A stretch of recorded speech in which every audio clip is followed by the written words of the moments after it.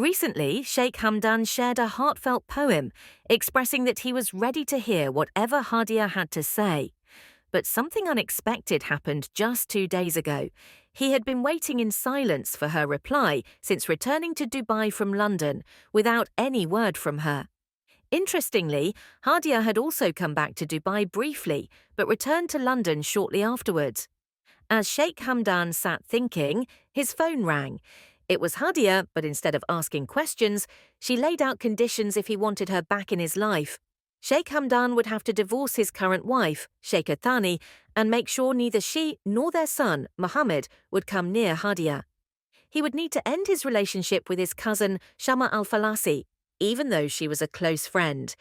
He would have to remarry Hadia and promise never to take another wife. Sheikh Hamdan sighed deeply. Though he cared deeply for Hadia as his first love, he also had responsibilities as the Crown Prince of Dubai. He explained to her that he couldn't divorce Sheikha Thani. She was his cousin, and their marriage was part of royal family tradition. Although he didn't love Thani, he couldn't simply push her or their child Mohammed aside. He reminded Hadia that Thani, despite being demanding at times, had never asked him to distance himself from his other children, Sheikha and Rashid. He asked Hadia to reconsider her conditions, explaining that he couldn't fulfill them. She listened quietly and said she'd call back, leaving Sheikh Hamdan feeling conflicted. He realized Hadia was not the same person he once loved. Her anger toward Thani and Mohammed troubled him deeply, and he started questioning whether reuniting with her was the right decision, given his concerns for his children's future. That evening, he had a meeting with media representatives, so he decided to put his thoughts on hold. After the meeting, he went to see Shamma. It was late, but he greeted her parents and then shared Hadia's demands with her. Shamma, as always, listened calmly and, when he asked for her opinion, said, "The children are most important to me, but you must follow your heart. If you truly love her and want her back, do what feels right. Don't worry about me. Our friendship and the love we've shared is enough for me." Her words touched him, as she wasn't asking for anything in return. He asked, "Would you marry someone else if things didn't work out?"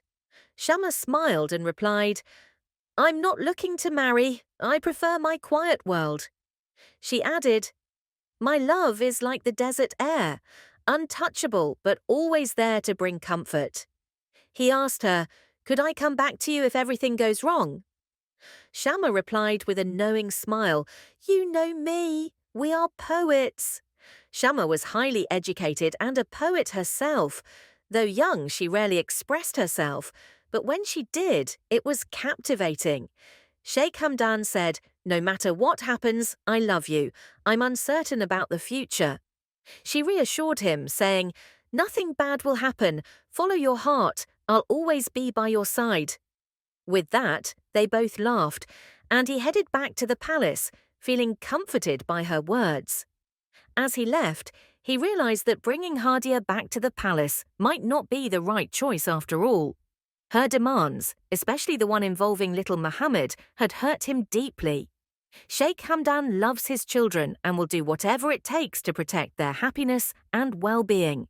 Dubai's ruler, Sheikh Mohammed bin Rashid Al Maktoum, has been found by a London judge to have conducted a campaign intended to intimidate and frighten his estranged wife, Princess Haya bint Al Hussein, before she fled to the UK. The judge, Andrew McFarlane, released a ruling stating that Princess Haya had expressed fears for her family's safety, citing incidents where she discovered a gun placed on her bed with the safety off and the muzzle directed towards the door. As a result, protective orders for their 2 young children were granted, along with an interim injunction against Sheikh Mohammed prohibiting threatening or violent behavior. The couple engaged in legal proceedings in London's family courts after Princess Haya, aged 45, sought refuge in the UK in April. Initially, Sheikh Mohammed attempted to force the children to return to Dubai, but later withdrew the attempt, according to McFarlane. The 70-year-old sheikh is keen on establishing a viable, regular relationship with each of the children, as stated by the judge. The ruling, issued by one of Britain's most senior judges, poses significant embarrassment to the royal family and raises concerns about governance in Dubai. Princess Haya's attorney, Charles Geeky, argued that Sheikh Mohammed utilized the full extent of state power to threaten, intimidate, mistreat, and oppress, a sentiment largely echoed by McFarlane. McFarlane's findings indicate a consistent pattern of behavior over 2 decades wherein Sheikh Mohammed leveraged substantial powers to achieve his objectives, according to the judge. Despite being invited by the judge to participate in the proceedings, Sheikh Mohammed did not directly engage, which led McFarlane to conduct a fact-finding process. Sheikh Mohammed, in a statement relayed through his lawyers, expressed his inability to participate in the court's fact-finding process due to his position as head of government. He lamented that the released judgment only presents one side of the story. Princess Haya's legal representatives declined to comment on her behalf. The most sensational allegation made by the princess regarding a proposed marriage between Sheikh Mohammed's youngest daughter and the Crown Prince of Saudi Arabia was not substantiated by the judge. The judge dismissed the allegation as hearsay. Regarding Sheikh Mohammed's other daughters from a previous marriage, Sheikha Latifa and Sheikha Shamsa, the judge noted that they had been detained in Dubai. Princess Haya disclosed details of Latifa's alleged abduction by an armed Indian commando team at sea in 2018, a claim upheld by the judge. Princess Haya attributed the deterioration of her relationship with Sheikh Mohammed to her attempts to assist Shamsa and Latifa. Additionally, the judge mentioned Sheikh Mohammed's awareness of an earlier affair Princess Haya had with one of her bodyguards. Princess Haya further revealed that Sheikh Mohammed had divorced her under Sharia law in February 2019. Why Sheikh Hamdan's mother left him, or why that did not happen? This is what we'll be discussing in this video. Now, we all know Rashid Al Maktoum.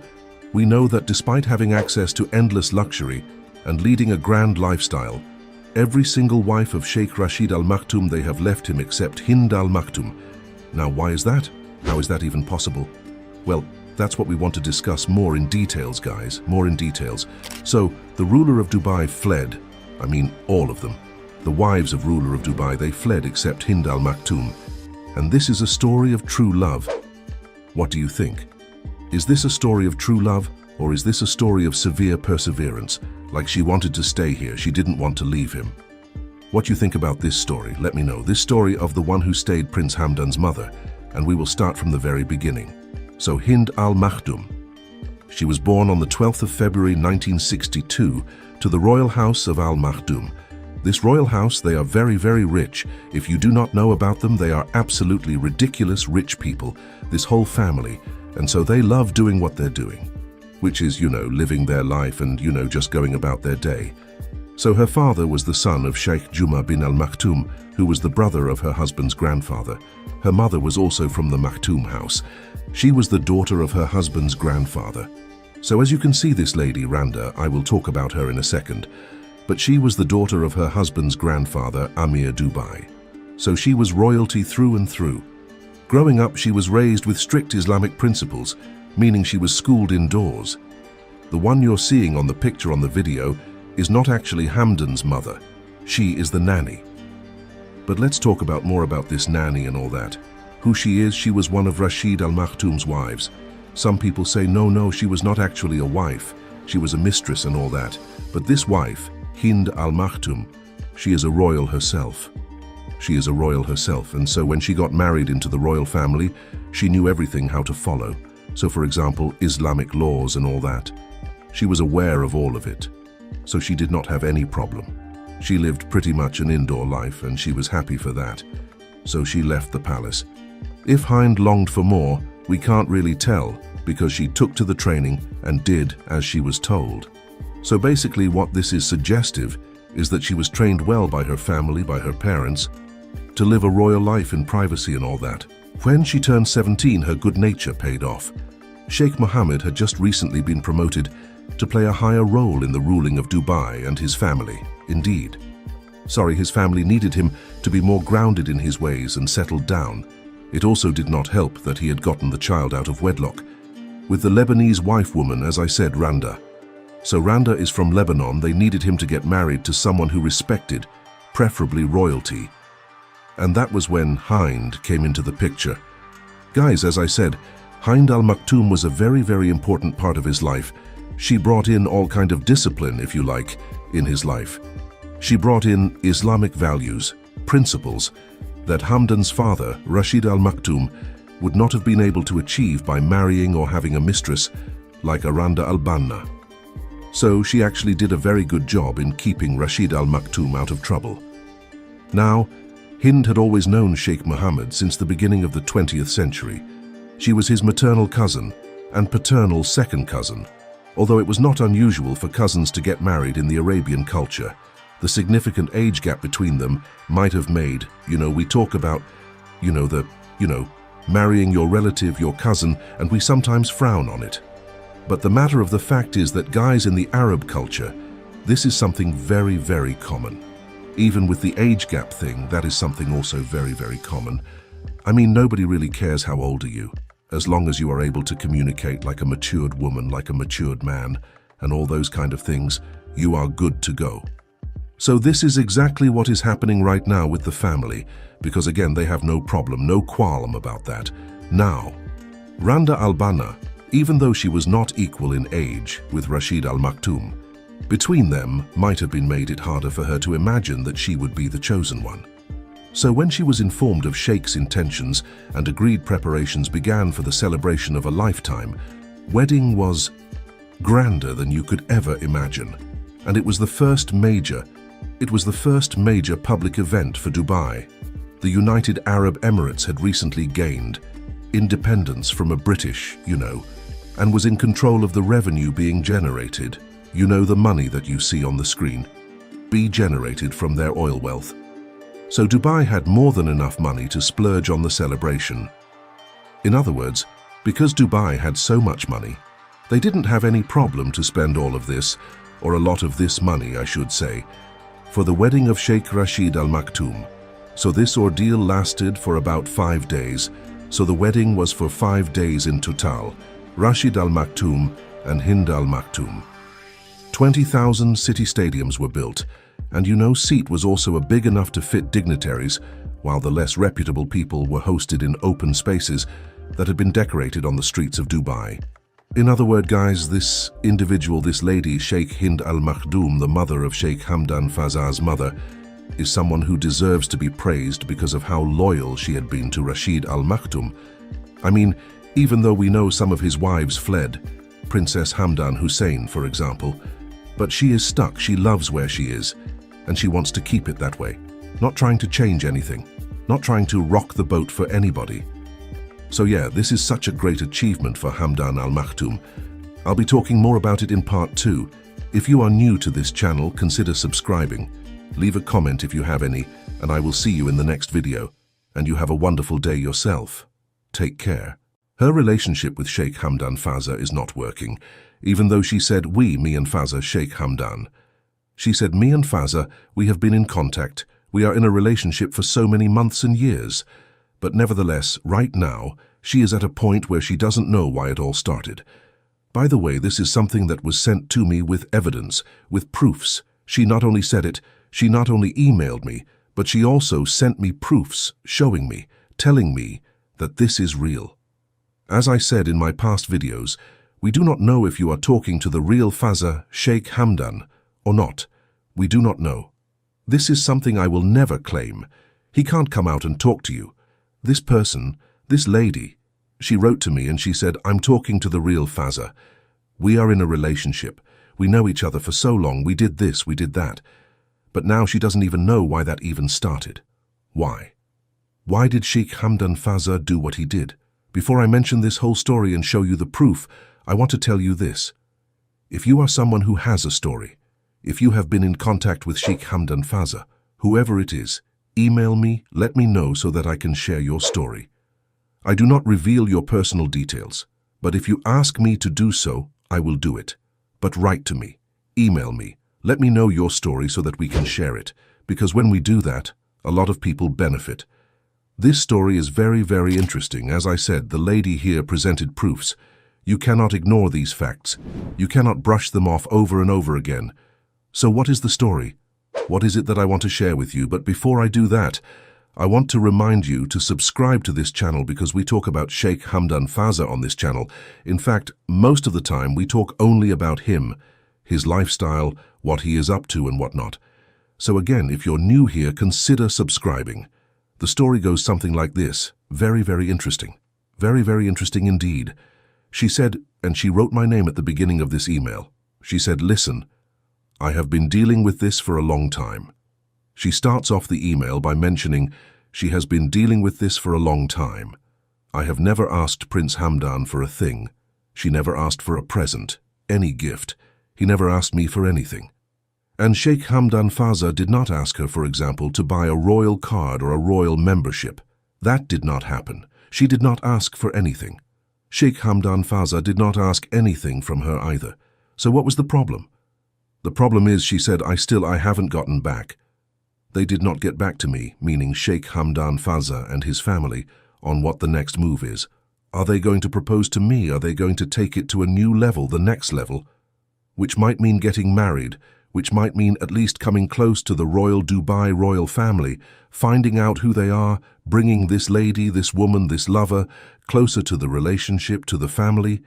She said, I do not know what will be the next move because I had opened a business account. Now this is where things get very interesting. She was asked by Sheikh Hamdan Fazza and his team to open a business account. And this is what makes her really upset. And this is what she said exactly. These are her words. She said, "Why would Sheikh Hamdan Fazza ask me to open a business account?" And then all of a sudden, Sheikh Hamdan Fazza did not talk to her. She said, quote, "As I said, there were two other men involved. I believe we'll call him Rob, who's in Hawaii, and his boss, this lying Tony Stark, don't know where. But this thing started to get weird. Tony Stark and another man, they contacted her. There are two men, one from Hawaii and the other one Tony Stark. Both seem to be from the States, both from Hawaii. Am I saying right? Hawaii, Hawaii. So the people working for Sheikh Hamdan Fazza, who are working for Sheikh Hamdan Fazza, according to her, they are getting in contact with her because they want this person to open a bank account now. Doesn't mean they will ask her for money. That did not happen. It's very, very important for us to understand here. She said the reason she is confused is that why Sheikh Hamdan Fazza, his team, would ask me to open a business account and then I do not know what is next. This is what she said. She said, I was asked to keep all conversations via email or phone documented, which I did. I have a folder 5 inches thick, if not more. Actually, I have 3 folders that I printed off the conversations. In other words, she has proof that she did talk to Sheikh Hamdan Fazza. I'll show you this picture as proof that she sent me where she said basically that this is the conversation, this is how money was transferred and whatnot. This was sent to her, as you can see, Prince Hamdan replied. This is not her real name, though. This is a pseudonym. She said the email basically, thanks to Allah for having you here again. I lost you on Hangout chat. Hope you received the money from the Everbank of America. I want to mention a very important thing here. Okay, when this person is saying that he sent him money through Everbank in America, I want to tell you this. Hangout is not something Sheikh Hamdan Fazza uses. Number 1 point, if you are talking to Sheikh Hamdan Fazza on Hangout, most likely you will not talk to the right one again. I will not say anything. It is up to you. It can be Sheikh Hamdan Fazza real. But normally, people will come and tell you Sheikh Hamdan Fazza is not on Hangout. Number 2, Everbank. Money sending through that bank. It happens all the time. People like yourself, if you're listening, they get an email from Sheikh Hamdan Fazza and they claim that they have sent money. Sheikh Hamdan Fazza sent money to Everbank of America. This happens all the time, so you need to be careful about that. Now things get very, very interesting when this whole team of Sheikh Hamdan Fazza got involved in this, and they are looking very serious about this business deal. Because she opened a business account, she has a collection of all the texts and emails, she put them in a folder as evidence, and she documented everything. This is exactly what we all should do. Every time you talk to someone, document it. And she said, quote, well, I noticed the other day that one of the dudes claimed his name. Check this out. Tony Stark. Tony Stark. Well, as if I was that slow, which I was, the name is associated with the superhero movie. Now, the problems that Sheikh Hamdan Fazza and his team have with this particular lady are because they are accusing her of being very, very slow in dealing with them. They are saying you are not fast enough. You are not taking a step. You are not making it happen, because they wanted to have a relationship with Sheikh Hamdan Fazza and this lady. At the same time, they wanted Sheikh Hamdan Fazza to have a business relationship. So business relationship and personal relationship, that's what they were aiming for. But none of them are panning out the way they thought it would. And she is getting upset because now they're saying you are slow. This whole fiasco is happening because you are slow. You need to pick up the pace.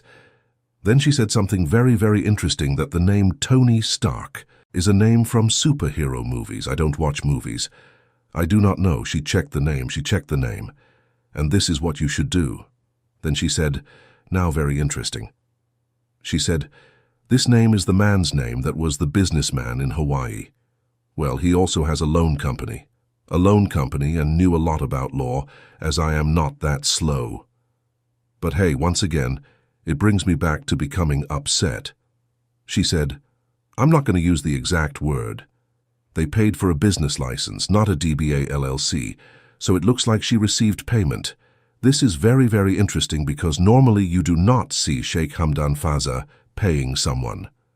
It is the other way around. It is the lover, people who want to be in a relationship. They are getting paid.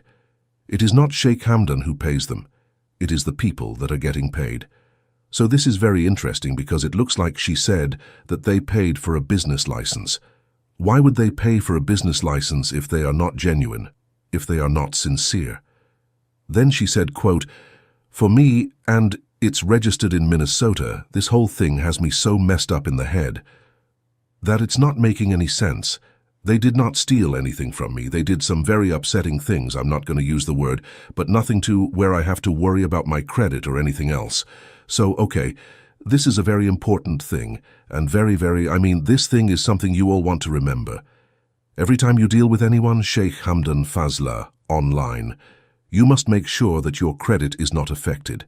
And at the same time, you must make sure you do not take money from them. This lady, looks like she did not take any money from Sheikh Hamdan Fazza, and Sheikh Hamdan Fazza, on the other hand, did not receive any money from her, nor did he ask her to pay anything. When you are in contact with Sheikh Hamdan Fazza, normally money will come. Every time you contact Sheikh Hamdan, there will be a conversation about money. Buying your oil membership card or paying for his trip so that he can come to you, or paying him for the helicopter that he will send you to bring you to the palace. Things like that. So there is always this element where you see money is involved. Always. In this case, it is exactly the same. Money is involved. In fact, money is the main reason why this whole thing started. And then, obviously, you also have the relationship side of it, of the conversation. What we understand from these kinds of messages is very, very simple. You are in a relationship with Sheikh Hamdan Fazza. If you can prove it, I'm not saying again, I will not claim anything. If you can prove it, and you have evidence, you have proof, that's good for you. You can go ahead and have a relationship with Sheikh Hamdan Fazza. Looking at the story of Sheikh Hamdan Fazza, what he is doing right now, we can say with conviction that Sheikh Hamdan Fazza is not looking for a marriage at the moment. Would he have a relationship outside the marriage? Unlikely, but can happen. Does he have a concubine or any other woman in his life? Possible, we do not know. This is not something we claim when we talk about his relationship in this channel. Look, he is having an affair. In fact, I mentioned it yesterday in my video that a lot of people are claiming he has a relationship with Hollywood celebrities. And I said no, that is not true. Emma Watson, Paris Hilton, you name it, Lindsay Lohan. These are all made-up stories. Nevertheless, we will never say that he does not want to marry any other woman or he thought that he is not interested. In fact, it can be quite the opposite, but again, we do not know. It might happen.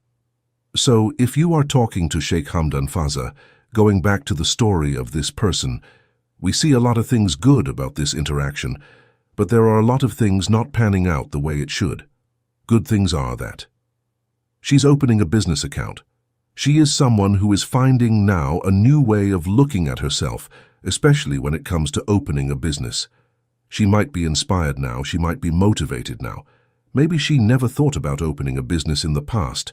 Now that somebody is contacting her, she has a business account, there is a possibility. We do not know that she might go into some kind of business. The bad thing is that this conversation that she is having with these people in Hawaii from the States is not going anywhere. Again, if you have a story you want to share with me, feel free to write to my email address royals101@yahoo.com. I believe that's the address. I have a few comments here. Annalene Francisco, good evening. Thank you, Annalene. I do not know where you're from, Annalene. If you can let me know, that'll be great. You are from UK, Philippines, US, Canada. Kelly, well, if she's speaking with him and he asked for that, it's very strange. I would worry about that. They could put her in debt. Possible. If you are, the good thing about this, Kelly, is that she's not involved in any kind of transaction. Yes, she has a business account, but she's not sending money to him, nor is she asking them to send her money, for which she could be in debt. But that's a good point. Heike, hello from Germany, that's true. Heike, thank you again for joining in. I'm 18 years old, away. I do not know why you are talking about that. Sheikh Hamdan is waiting for the most beautiful, okay, Kelly. I have a serious question. Why does not he put stuff to all of these people, saying they are him and using people? He would probably, the first reason is he probably doesn't even know. He doesn't have time for YouTube. He doesn't have time like you and me have coming and talking about it. And at the same time, maybe nobody told him yet. So when we make this video and we talk to you guys about these things, hopefully one day he will see these videos and see like, oh, these guys talking about this thing, so I need to do something about it. The other thing also, he is just, maybe he's aware, but he doesn't bother because there are maybe thousands of them. So how many he can deal with if he puts out one video? Then he cannot just say, oh, just one video, and I'm done, because people might even get more confused. If he talks about this once, he has to come on this, in this kind of video, or if he's making any kind of videos addressing this issue, he has to do it over and over again. But I don't think he'll be interested, or he has the time.